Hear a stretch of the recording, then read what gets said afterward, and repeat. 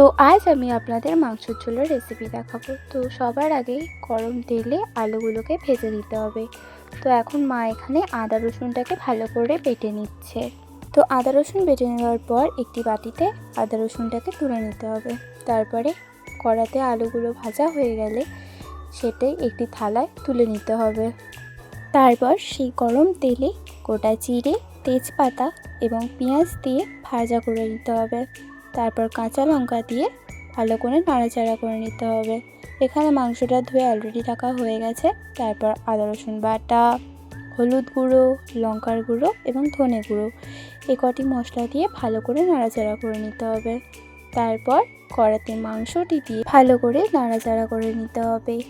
তারপর নাড়াচাড়া করে নেবার পর ওখানে স্বাদ মতো নুন এবং আপনাদের পরিমাণ যে যার স্বাদের মতো অবশ্যই নুন দেবেন।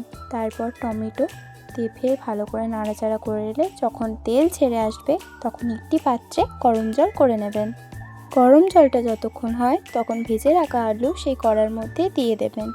দিয়ে ভালো করে নাড়াচাড়া করে যখন আলুর গায়ে মশলা লেগে আসবে তখন সেই গরম জলটি কড়ার মধ্যে দিয়ে দেবেন।